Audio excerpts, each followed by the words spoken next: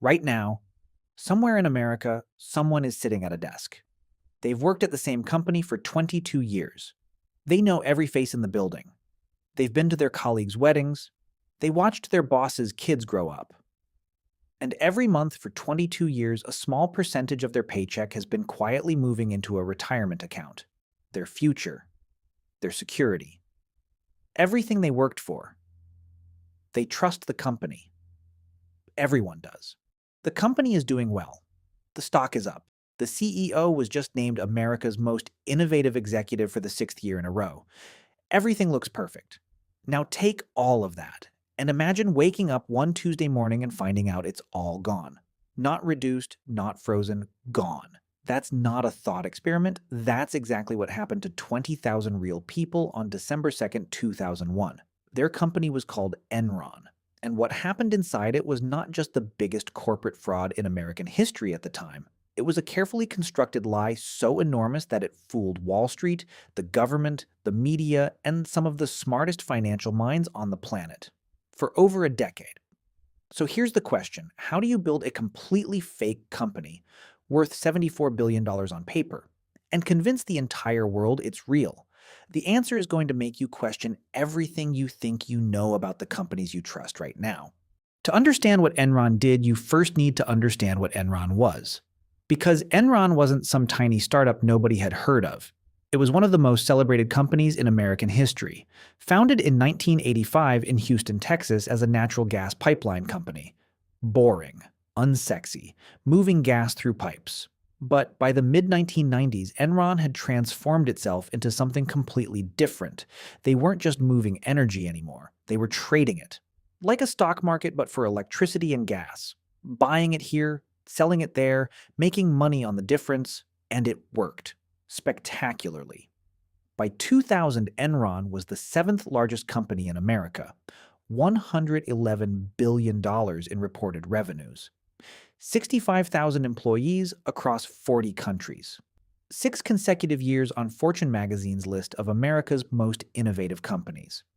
Their stock price had grown 1,700% in a decade. Wall Street loved them.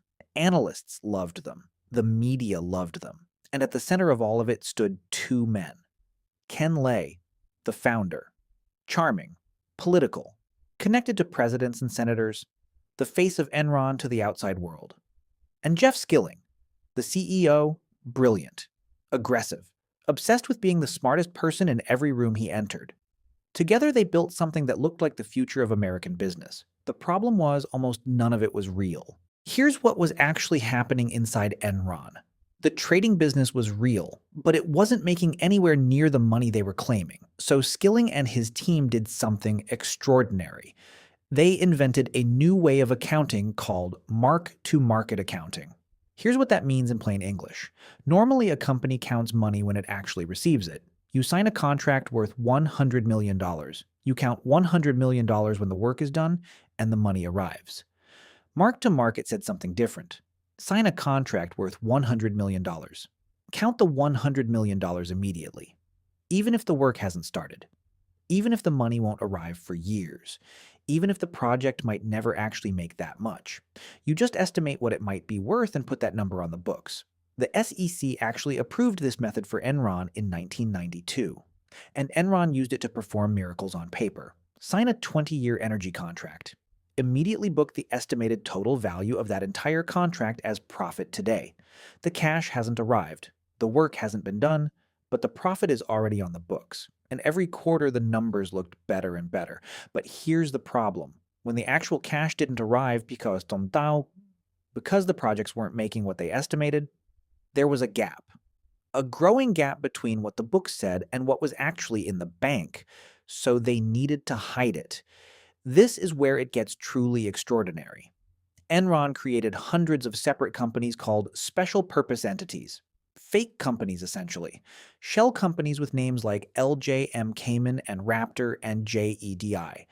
These shell companies existed for one purpose: to absorb Enron's losses.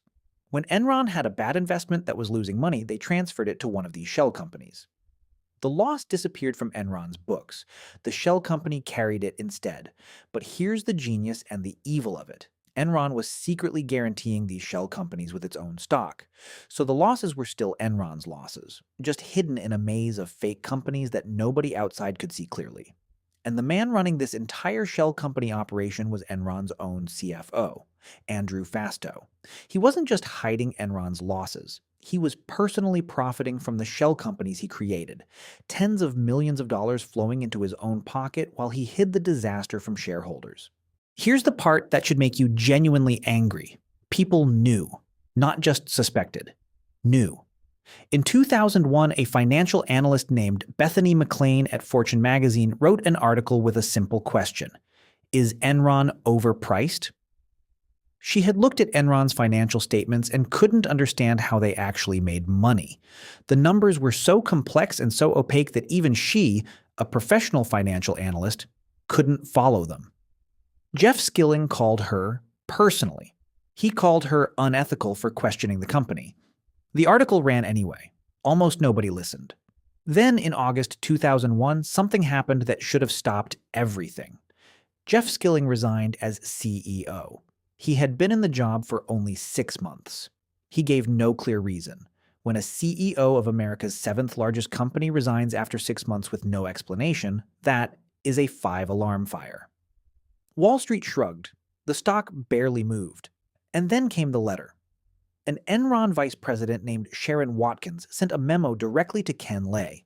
She wrote in plain language that Enron would implode in a wave of accounting scandals.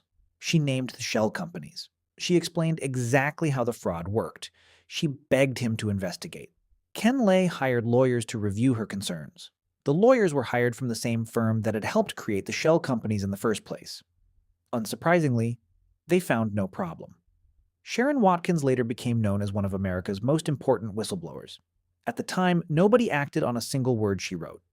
By October 2001, the walls were closing in. Enron announced a $618 million third-quarter loss, the first major crack in public. Then the SEC launched a formal investigation. Then a rival company called Dynegy tried to acquire Enron in a last-ditch rescue merger. The merger fell apart when Dynegy's accountants looked inside Enron's books and saw what was actually there. They walked away immediately. On November 28, 2001, credit rating agencies downgraded Enron's debt to junk status. That was the end. Banks stopped lending. Trading partners stopped trading. The whole operation needed constant cash to keep running, and overnight the cash stopped. On December 2, 2001, Enron filed for bankruptcy. At the time, it was the largest corporate bankruptcy in American history. $63 billion in assets wiped out in a single filing. The stock that had been worth $90 a share just a year before closed that day at 26 cents. 26 cents. And while all of this was happening, while the company was collapsing, senior executives had been quietly selling their own shares for months. Ken Lay sold over $70 million worth of stock in the year before the collapse. Other executives sold hundreds of millions more, while telling employees the stock was fine, while encouraging workers to put more of their retirement savings into Enron shares. While the people at the top were getting out, the people at the bottom were being told to stay in. Here's what the numbers actually mean. 20,000 employees lost their jobs on the same day. Many of them had their entire retirement savings, their 401k accounts, invested in Enron stock, because the company had encouraged them to do exactly that. In the weeks before bankruptcy, employees were locked out of their retirement accounts. They couldn't sell. They couldn't move their money. They could only watch as the stock fell from $90 to 26 cents. Some employees lost $1 million or more in retirement savings. People who had worked for 20 and 30 years. Gone in weeks. A 62-year-old pipe fitter named Charles Prestwood had worked for Enron for 33 years. He had $1.3 million in his retirement account. After the collapse, he had $8,600. He went back to work at 62 years old. That is not a statistic. That is a human life, multiplied by 20,000. Ken Lay was convicted of fraud and conspiracy in 2006. He died of a heart attack before sentencing. Jeff Skilling was sentenced to 24 years in prison, later reduced to 14. He was released in 2019. Andrew Fastow served 6 years. The accounting firm Arthur Andersen, one of the most respected in the world, was convicted of obstruction of justice for shredding Enron documents. The firm collapsed entirely. 85,000 people lost their jobs. So here's the real lesson. Enron didn't collapse because of one bad decision or one unlucky quarter. It collapsed because an entire system of people, executives, accountants, lawyers, analysts, board members, all chose to look away. Some did it for money, some did it for reputation, some did it because everyone else was doing it. And 20,000 ordinary people who had nothing to do with any of those decisions paid for it with everything they had.